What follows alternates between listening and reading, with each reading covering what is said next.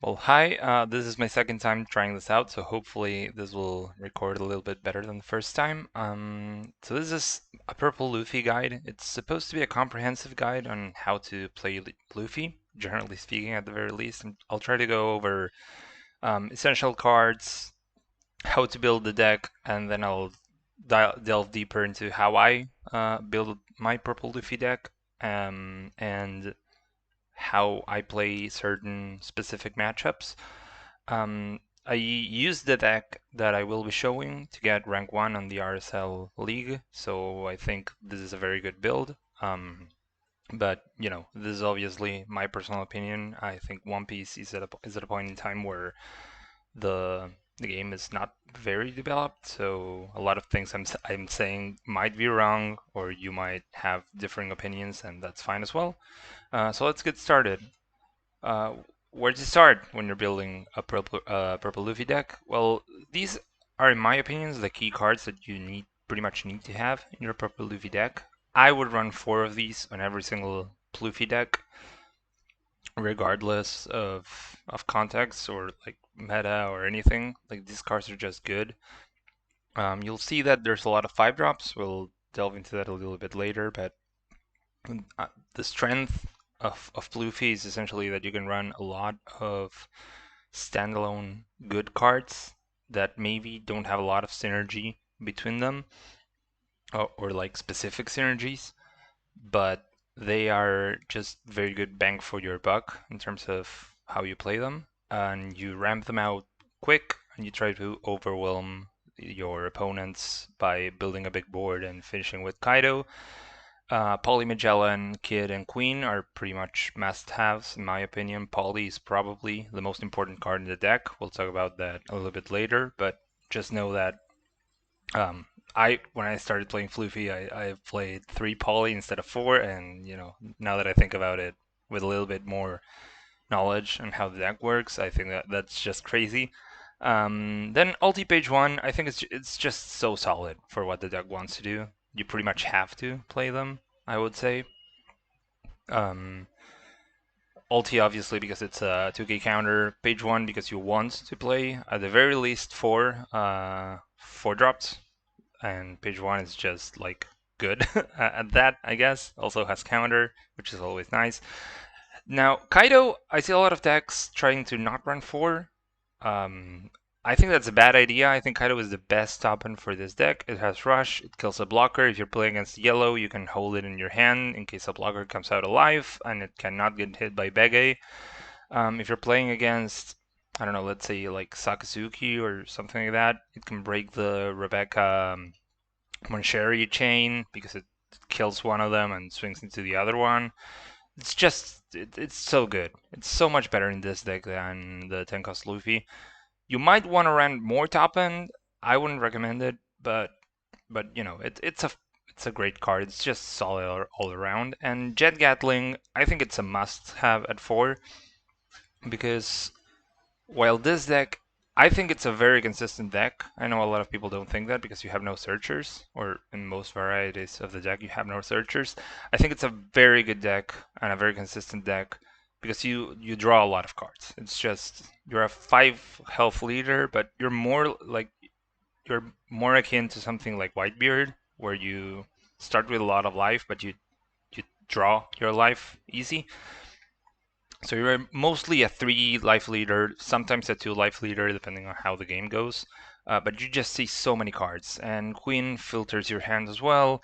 Um, so for the most part, you pretty much see everything. You have a lot of options, but you can't tailor pick your options like a deck with a lot of searchers might. And Jet Gatling is just good for not letting you brick. It's pretty much a 2k counter that gives one of your non-counter cards 1k counter, and it's very, very important in a lot of matchups. And having no dead cards in hand is also very instrumental in winning a lot of close games.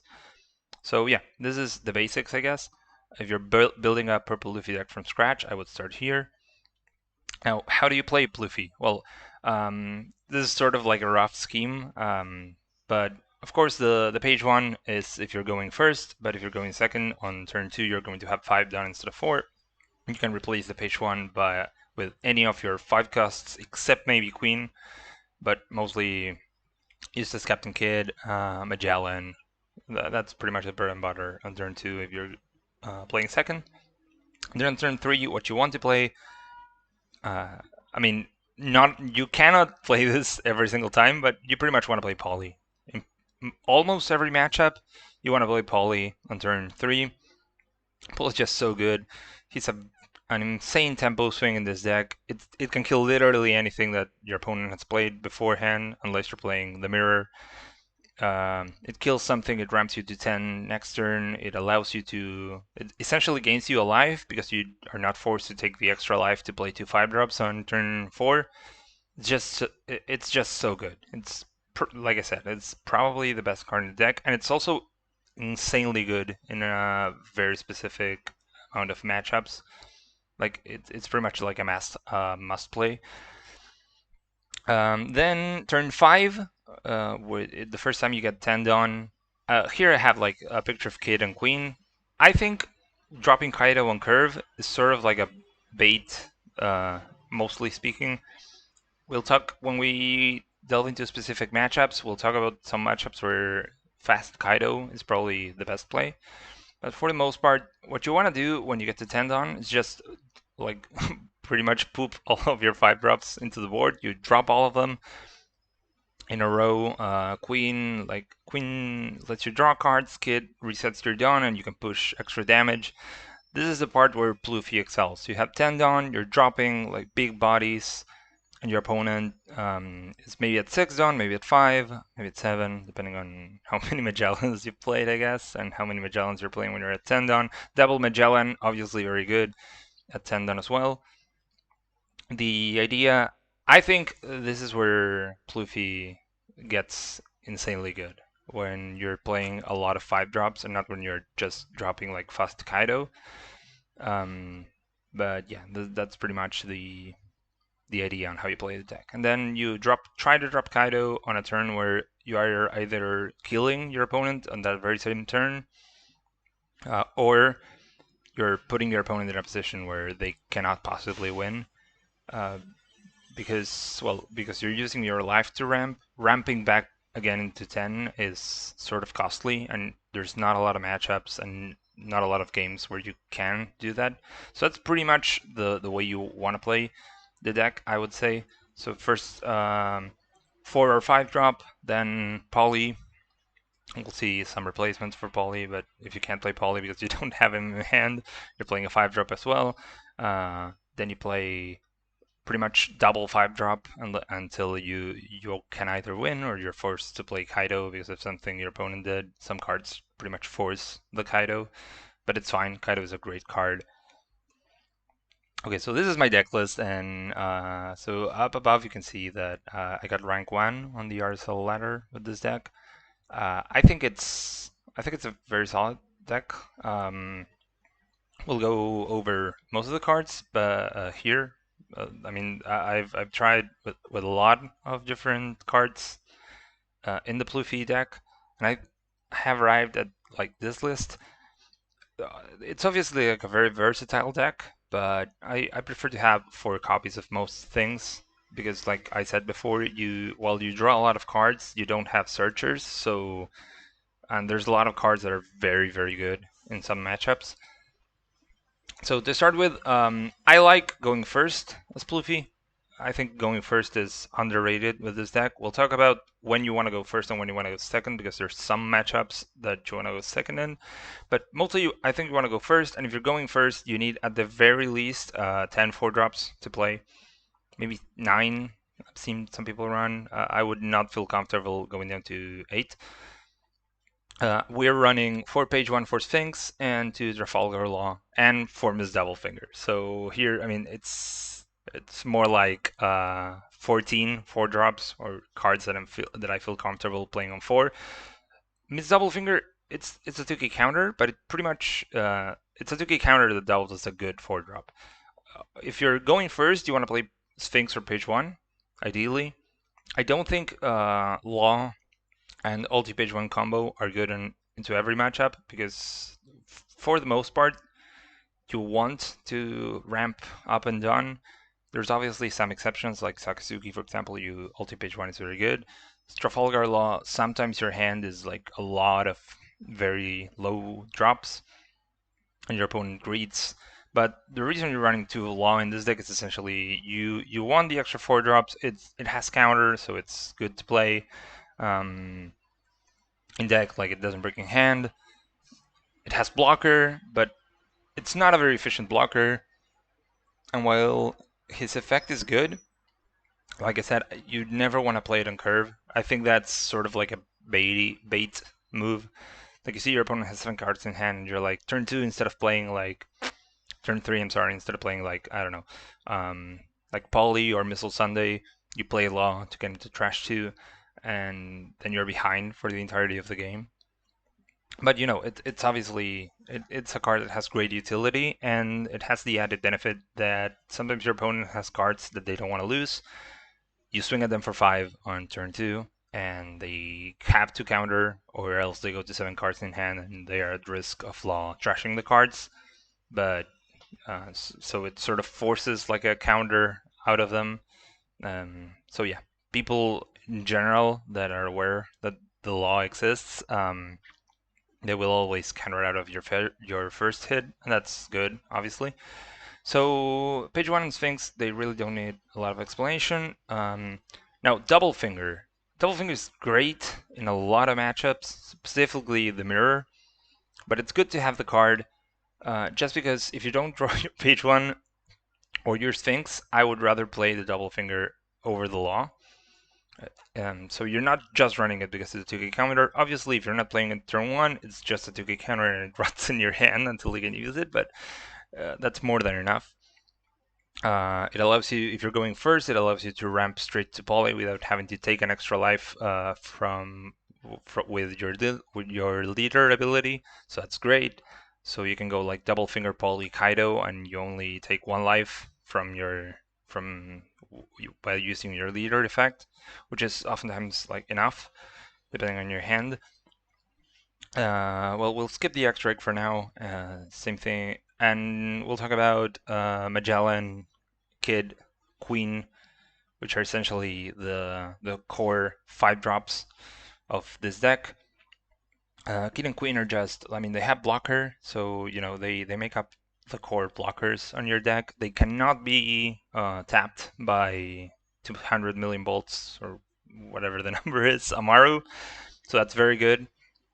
They're 6Ks, so if they swing 5 at you, you can just block for free, and it's essentially like having an extra counter in hand. Queen filters your hand. Kid allows you to put extra pressure on your opponent. The only thing that I think is important to point out here is that while Kid is better on curve, like if you have 5 Dawn or 7 Dawn and you're forced to play a 5 drop, you want to play Kid over Queen. That's pretty much the only time Kid is better than Queen in my opinion. For the most part, if you can prioritize, if you don't need to play them on curve, and you have both in hand, and you need to use one of your counter, like 1k counters, I would just toss the Kid over the Queen, because drawing extra cards and filtering in the late game is so much more important. And into most matchups, it's just like having card advantage is just great. But of course, Kid is just like a busted card as well.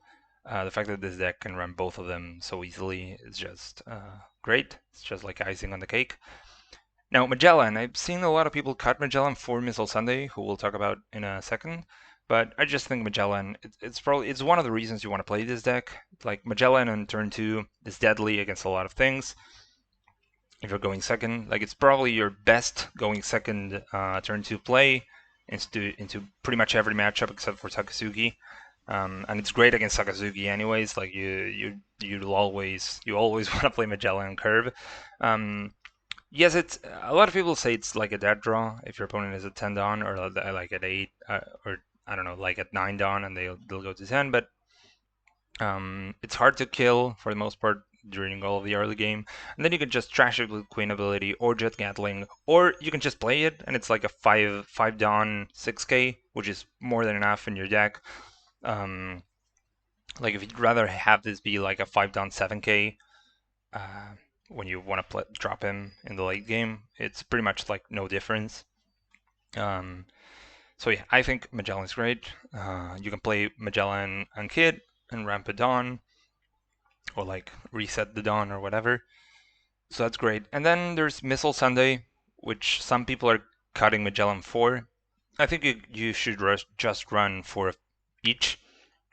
Missile Sunday it's just so good. It's just a great card. You play it at cantrips, like it draws you a card, it replaces itself. So that's insane. Comes out alive, which is not really part of the core strategy of the deck, but whenever it happens, it's just like icing on the cake. It's great. Draws you a card anyways when you do that, and only -1 downs you. Um, and the reason this card's so good is that it doubles. Like if you have to play something like on your on your third turn, and you don't have Poly in hand to ramp you up to 10 Dawn, Missile Sunday doubles up as a crappier version of Poly that doesn't kill anything, but it draws you a card. So she's just good. And the most important thing here is that she's insane against Sakazuki. She's a great card against Sakazuki because the way Sakazuki beats you, it's by out-tempoing you or outvaluing you, and Missile Sunday helps with both those things because she immediately replaces herself, and she can come out alive, so she like makes free board for the most part. And Sakazuki removes cards based on cost anyways, and 5 cost is an awkward cost for Sakazuki to hit because they need like a Great Eruption plus a leader hit. So if you have 2 5-drops, it's hard for them to remove both of them. So yeah, Poly, as we've talked about before, probably the best card in the deck. Is definitely the glue that holds its entire deck together. Some matchups are pretty much twice as hard without Poly if you don't see Poly, because he snipes very specific cards that are just so crazy against your own deck. And then you have Kaido and the Jet Gatling, which we've talked about before. Finally, like I said, I think a double finger is like a non-negotiable 2K counter. Ulti, the same thing. They're already running the page one, and being able to play both on turn, like when you have 9 or 10 Dawn, is great. Being able to play both on turn 1 when you're playing against Sakazuki, also great, and it's a decent backup strategy if you don't draw your curve. So then that leaves us with, in this case, X-Drake, which is my third 2K counter of choice. I would always run at the very least 12 2K counters in this deck. It's so important to be able to keep your life, because every single life that you save when they attack you, you can draw yourself and ramp it on. So it's essentially like you're replacing your counter, you're countering a card in order to draw a card and get a free Dawn. So that's insane. And like I said, in some matchups or some games, rather, you take like 3 of your own lives, so it's important to have counter in hand all the time, and being able to counter of hits. X Drake, I love. I think it's better than I tried a lot of different 2K counters. Khalifa, I literally never wanted to play. Like I never wanted to play her as a 4-drop. I never wanted to play her in the late game. I literally never attacked with her. Might be like a playstyle thing or something, but I just thought she was not useful, I guess. Furnazuke, I also didn't really like. Like he pretty much felt like, I guess sometimes you can sneak out a cheesy win with the rush on him, but it's very hard that this deck gets put in a position where you top deck Fernowski and you attach like 1,000 ounces to him and then just swing for game. It pretty much never happened to me. So they were like very fringe, playable 2K counters. I'm not saying they're bad. But X-Drake, on the other hand, when you play him, you Dawn -1. He forces your opponent to trash a card. Of course, your opponent will always trash his worst card, but he's already making you go +1. And against some matchups, that's great. Because, I don't know, like Sakazuki, sometimes you can starve him of resources. X-Drake helps you with that. The fact that he is a 5K doesn't really matter all that much. Because against Sakazuki, they remove him based on cost, not on power. And you're not really playing X-Drake all the time anyways. It's just very specific things. I just found that his effect came up a lot more than other effects. And my favorite thing to do is that he doubles as one of like as an extra 5-drop. Like I know I'm running like a million 5-drops, but sometimes you run out of 5-drops and you have 10 done, you play double X-Drake, snipe the last 2 cards of your opponent's hand, and yeah, you pretty much just win on the spot because of that. It's great for like sniping Rebecca of Lucci's hand when they're holding it as their last card, things like that. It's just a very versatile 2K counter. I think that's great. So now matchups. So here you can see, so this is the way I structured it at the very least. It might be a little confusing, but you can see what the leader on the left. On the right of the leader, there's the cards that are good in the matchup, or the better cards in the matchup, cards that you should be more aware of than their usual value. And on the right of that, there's like an indication on whether I like to go first or second against them, what to prioritize on when you can choose. The only leaders that I try to go second against, that I'd rather go second than first, are Sakazuki and Yellow. We'll see a couple more matchups after this slide. So Sakazuki is probably the hardest match. I don't think it's the hardest matchup for Pluffy. I think Uda, like Green Uta film, is the hardest matchup for Pluffy. But Sakazuki is pretty hard. It's probably like 60-40, something like that. Running 4 Missile Sunday definitely helps the matchup. We'll talk about why, but what you want to focus on against Sakazuki is ulti page 1 combo gets insanely good against Sakazuki. It's pretty much the only matchup where you want to play it turn 1, even if you can do other things later, even if it disturbs your curve. You want to play ulti page 1 turn 1 because it's just so good. Sakazuki cannot remove it. Magellan is a beautiful card in this matchup. Sakazuki gets insane at 8 Dawn, and they can Rebecca Hina Lucci your board. And Magellan just prevents Sakazuki from getting to that point. And if Sakazuki bricks and he doesn't find any of the Hound Blaze, of his Hound Blazes, he cannot kill. He literally cannot kill the card, or else he just loses on the spot. So that's great. However, the card that's most important in this matchup is Polly. And the reason Polly is just so good in this matchup is that Sakazuki, the games you lose against Sakazuki are games where Sakazuki takes back tempo. So he typically, like Sakazuki starts slow, he plays the brand new, he tries to build up combo in his hand, like the combo cards, and then when he's at like 8 Dawn or 6 Dawn or something like that, they play a turn where they like Ice Age one of the characters, Great Eruption the other one, attack your life, and then play Lucci or something like that. The reason Polly is just great is that when you're playing Sakazuki, like if your opponent doesn't play anything that you can remove with Polly, let's say they play like Borsalino, you can just snipe the brand new off the board. And sniping the brand new is very important because the brand new can get buffed by Houndblaze and he can hit your life. So it's important to remove the tiny guys that Sakazuki plays. However, the big money comes when it's turn 4, or Sakazuki's at 4 or 5 Dawn or whatever, and they play Kuzan. Now, when Sakazuki plays Kuzan, if you don't remove it immediately, like it's just so bad for you. However, if you remove it with Poly, like they play Kuzan, you play Poly, the tempo swing is just huge in your favor, and those are the games you're pretty much favored to win against Sakazuki. They instead of playing Borsalino, they play Kuzan because maybe they don't draw the Borsalino, or maybe they're gambling because if Kuzan sticks, then they just kill whatever you play next turn. And just snipe the Kuzan off with Poly. Yeah, like Kuzan replaces itself, but the tempo swing is just huge, and it's very hard to come back from that. Poly also swings for 6, which is very, very good. Ramps you to 10, so then next turn you can play Kaido and still have it on open, which is also insanely good. So yeah. Also, additionally, Missile Sunday is very good in this matchup. I haven't like literally slapped her into the chart because I think that she's just good all around. I don't think she's specifically better against Sakazuki, but the fact that she replaces herself makes her like a decent card in the matchup. Same thing goes for Quinn. Quinn is just like I said. I think it's a better card than Eustace Captain Kid. But I specifically think that in this matchup is where Queen truly shines. Like he's just like a great card. So yeah, yellow.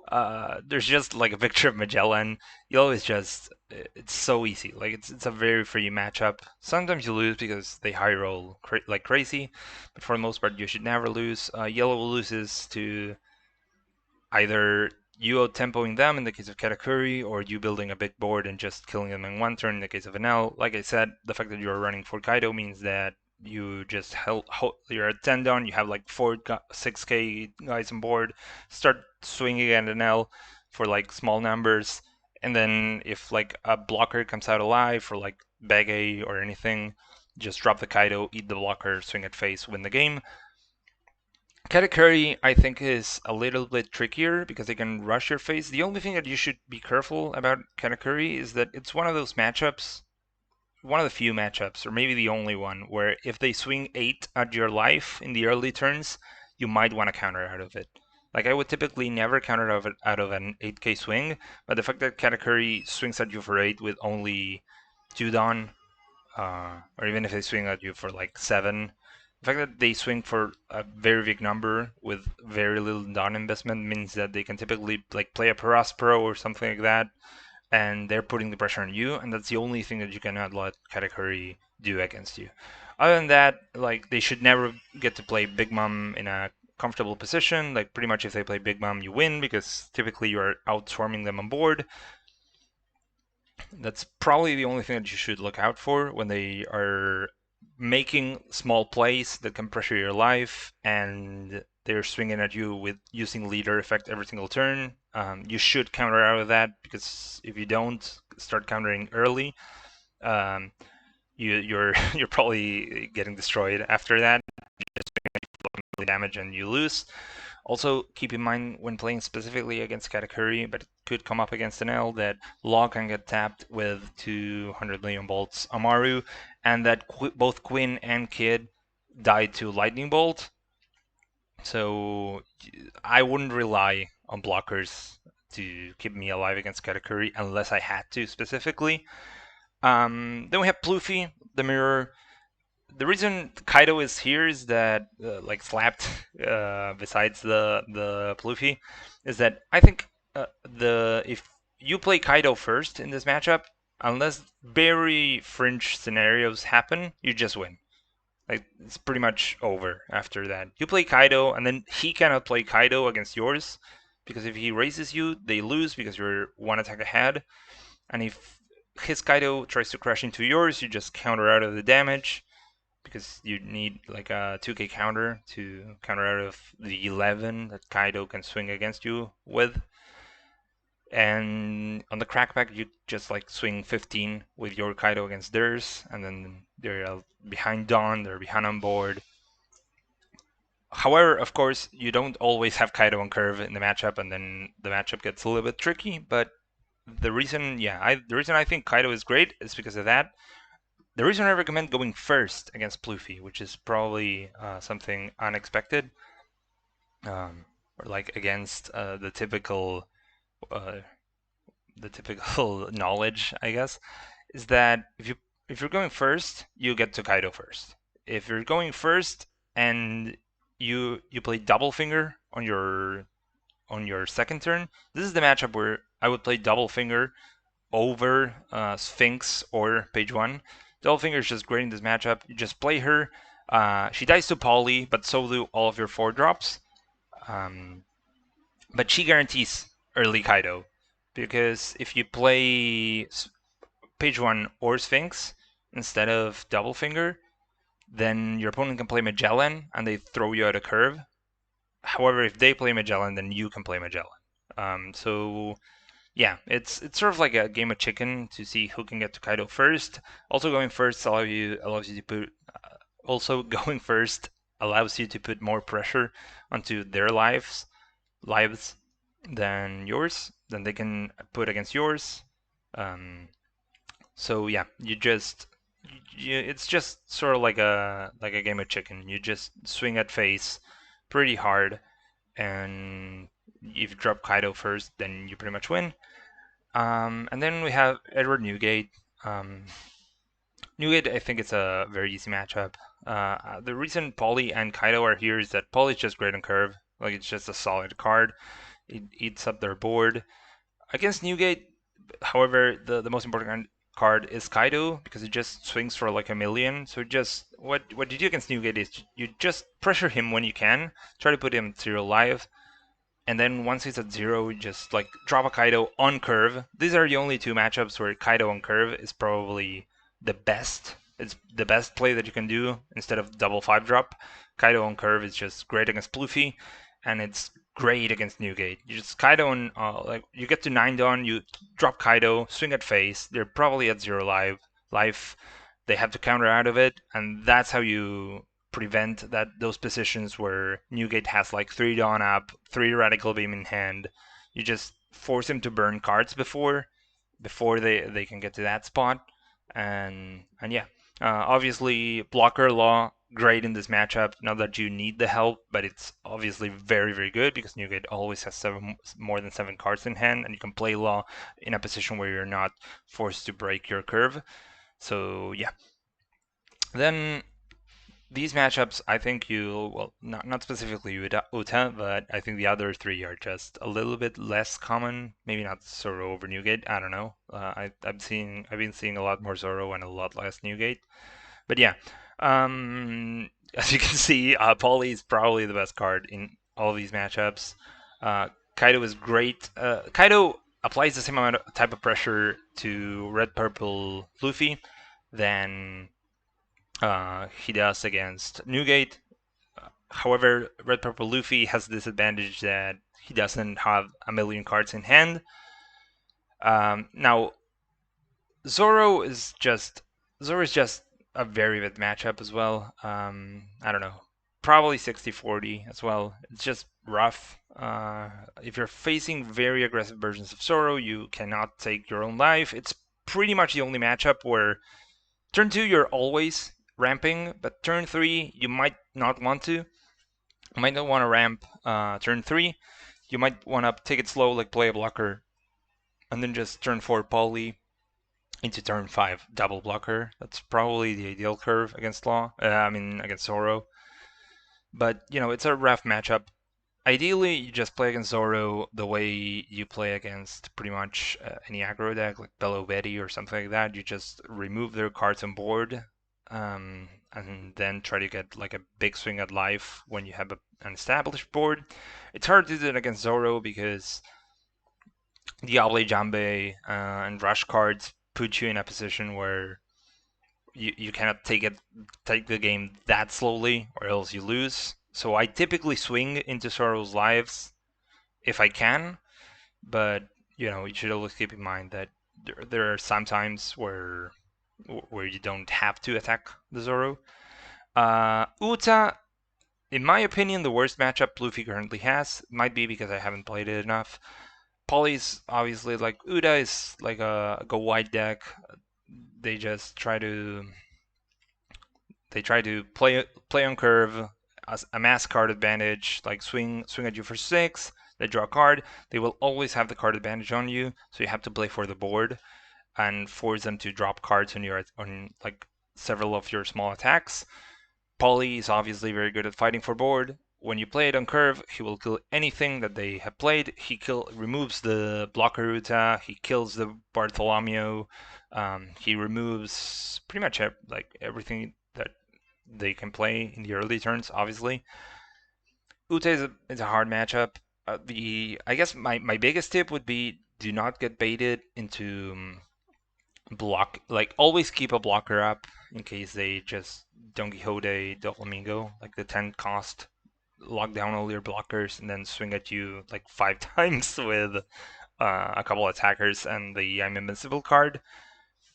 But yeah, it's a matchup that you win by winning on board and then applying pressure when you win it. Like I said, I think it's the hardest matchup that it currently has, but my opinion on it is not as established as other matchups. Red Purple Luffy we already talked about, I think. No, yeah, we talked about why Kaido is good. The reason Polly is here is if you're going first, and I think you should go first against Red Purple Luffy. If you're going first against Red Purple Luffy, when they play Sorajuro, when they have 3 down, 4 down actually, on their 4 down turn, they play Sorajuro. It's your turn again, and you play Poly, snipe the Sorajuro, and then it's pretty much over. Like they get destroyed after that. Um, so that's the only reason Poly is specifically there. Other than that, like I like Poly in the matchup. Like if I see it in my opening hand, I definitely keep him. Uh, but it's very very good against that specific play. It's sort of like a Kusan situation. Other than that, you should always remember that the only tip I guess I could give you is swing with Kaido when you can, and keep in mind that the Tenko's Luffy resets their down to 0, then the leader gets a Dawn, swing at you for 7, and then next turn they swing at you for like a million. So you should always try to keep a blocker up if you can against in this matchup if you can. But yeah, then red purple Poly is just the it's like I said, Poly is just the best card in the deck. But against red purple law, it's just so good. Kills any of their cards except for those variants that run Ace, like the 7 cost Ace. But Paul is just great. Like Red Purple Law is at the very least right now with the current build, it's pretty much a free matchup as well. Like their ability cannot remove any of your cards, so they are already like behind in that sense. They have very little life. So playing Poly is just like Poly's the best tempo card in your deck, and all of these matchups rely a lot on you playing tempo. So yeah. Now, finally, I wanted to talk about other cards. Of course, there's more cards than these 5 that you can run in your deck. Like I've seen some decks run Tenko's Luffy, things like that. But I wanted to talk about specifically these 5 cards. Um, for specific reasons. So we'll start with Urashima. Urashima is just like a solid card. I've tried it. I tried running it. I don't like it that much. The only reason you might want to run him, in my opinion, is that if you're at your 7th on turn, which would be turn 3, and you don't have Volley in hand, you just drop this guy, and he's like a big dude. He's terrible, in my opinion, against Sakazuki. Like he's bad because he gets removed and he eats up your entire turn, does nothing when he comes down. But he could be worse. Like you can just not play him, and he has a 1k counter. I think he's okay. Like late game is not that good because you cannot play 2 cards when you're playing him. Unlike I don't know, like Kid or Queen, where you can play both at the same time. This eats up your entire turn because you have no three down plays. So I don't like him that much, but he's fine. The only specific thing that this card that you should know about this card is that it's great in the mirror because like we talked about the mirror being a race to who gets Kaido first because then your Kaido is uncontested. Urashima sort of skips that because he can attack over Kaido and your opponent can play this before you can play Kaido. But it's sort of like a non-factor. A lot of decks run 1 or maybe 2 of Urashima. Some decks don't run him at all. I would advise against running him because he's not that good, but he's okay on curve. So you might want to run 1 or maybe 2 of him as like a 5th copy of Poly or something like that for like strengthening your curve. Then Sheep's Horn and Top Knot. These are both specific, I would say, specific techs against Sakazuki. I tried both of them. I prefer Top Knot, which is not the popular opinion. Sheep's Horn is down -1, rest a 6 cost or less. Top Knot, instead of resting, just removes a card, but it's a down -2, and it only hits 4 costs or less. So it can't hit Savo specifically. So that's why Sheep's Horn is better. Obviously, Sheep's Horn is also better in the mirror because you can rest Queen and Kid. The reason I prefer Top Knot is that you can use Top Knot as a tempo play. Like you get to like 8 dawn or 10 dawn, and you're playing against the Sakazuki who is at like 6. You Top Knot their Borsalino, next turn you're at 10 dawn again. Sheep's Horn, you have to attack over the Borsalino, and you can't always do that, so you can't preemptively play it. I don't like running a card that doesn't have counter. That's only good on the turn you're just trying to push for game. But this is obviously my experience. I think Top Knot is fine. I'd rather play Missile Sunday, which is I was running like a couple tech cards against Akatsuki, and then I just swapped them all out for Missile Sunday. But Top Knot is fine. It's an okay card. Then Rush Luffy. I play a lot of Rush Luffy. I actually really like the card. I think it's good. I'm not running it right now, but I ran it for a long time as a one-off or maybe a two-off, depending on what version of my deck I was playing. Obviously, if you're running my version of Pluffy, you already have like a million 5-drops, so the effect, like you don't have to tweak your deck in order to get the effect. The reason Pluffy is good is just it's a good tempo play. Like it's not a value play because it minus ones you when you play it. Also, obviously, ramps like gets you behind one Dawn, but maybe you have a kid on board and it just falls, resets to Dawn, and punches for 8, which is obviously very good. The reason I played him is because I wanted more rush cards in my deck, and purple only has 3 rush cards, and the final rush card is like a terrible, terrible queen from OP-01 that I also tried playing because Sakazuki was driving me nuts. But I don't know. It's a fine card. It has rush. Every single card in this game that has rush is decent at the very least, and hitting for 7, obviously very good. Some games you just have a very aggressive opener. You just play like ulti page 1, and then you play Rush Luffy a couple turns later, and you pressure your opponent's life, and some decks just have no way out of that. And finally, use this Captain Kid, the 7-cost Captain Kid. Man, I really like this card. It reads so broken. Like it reads so much better than Urashima. Like if Urashima is like a playable card, how is this card not crazy? Like it turns your leader into Whitebeard for a turn. The fact of the matter is that the fact that it sets you behind one Dawn, unless you have Kid on board, is decently relevant. It throws off your curve, and the fact of the matter is that the truth is that it's just a lame boss monster for this deck because the only turn where you want to play this over other things is when you have 7 Dawn, which would be like the poly turn. But if you have Kaido and a bunch of 5-drops in hand, you'd rather just play the poly over this. So this is just like backup polys, but they don't have counter, so that's not that good. I don't know. The saving grace that this card has that the other options that we talked about don't have is that it's great against Zoro, like very good against Zoro, and I think it's also very, very good against Yellow, specifically Katakuri. Um, like matchups where survivability matters, but you don't really need the help against Katakuri, and I think that running a 7-cost card that has no counter with the amount of cards that I'm currently running that have no counter, it's just too much of a it's just too big of an ask. Like I'd rather run Urashima or whatever. I don't know. That's well, so that is my Purple Luffy guide. I hope you enjoyed it. If you have any questions, feel free to ask, comment on the video. I will try to answer every single question. Uh, so yeah, and I'm planning on making more guides like this. I really like the One Piece game, and yeah. So if you want, you feel free to subscribe. I would be very happy if you do. So bye.